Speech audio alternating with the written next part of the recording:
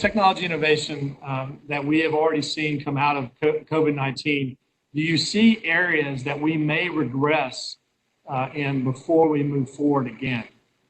I don't know that we really understand yet some of the more human side behavioral things. When I think about innovation, we operate RIoT Labs out of a co-working space, very, very similar to the Gig East Exchange, because a lot of creativity happens from like accidental conversation and things that weren't kind of planned discussions. All of our online meetings and things now are all planned forums. So there's a possibility that we need to find other ways to spark kind of random creativity. It remains to be seen. One behavior that I think is healthy, though, that maybe some people would call regression, is I'm seeing a lot of people spending less time on their devices. There's a little bit of an overload being stuck in that news cycle, and I know the first week or so, like everybody was glued to their phones and their social media, and people are out. They're taking walks, they're spending time with their family, and there's some things that I think are maybe actually a little bit of a healthy reset. Despite that, we're using technology more to conduct our business. We're also maybe not as slave to it. Right.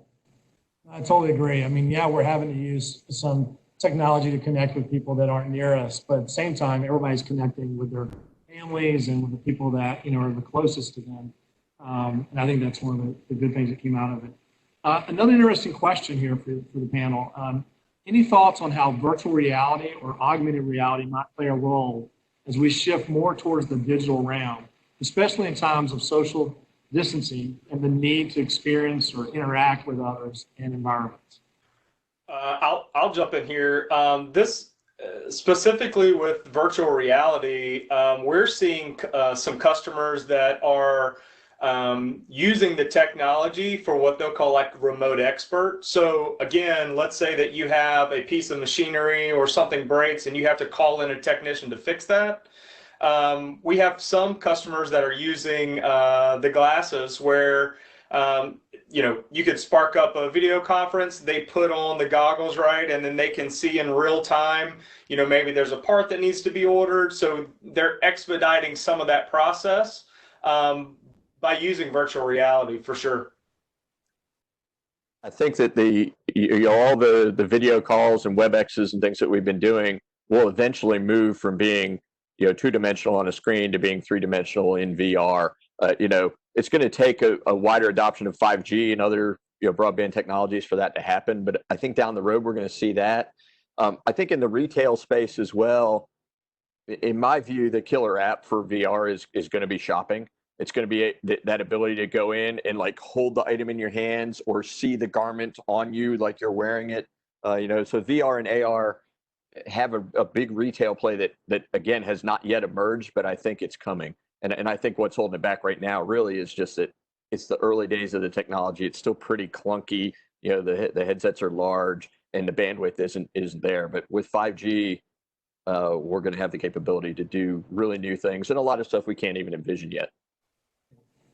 I totally agree. I've thought about that too. I've seen some, I can't remember the name, there's one app that supposedly you put your phone on the floor, it scans you and can put all your measurements in, you can start shopping. And I think that's just that's kind of an infant step in that direction that we'll start to see. I totally agree, Tom. Shelley, do you have anything to add to that question? Yeah, I think it's great. I think too about retail. I think about buying a car.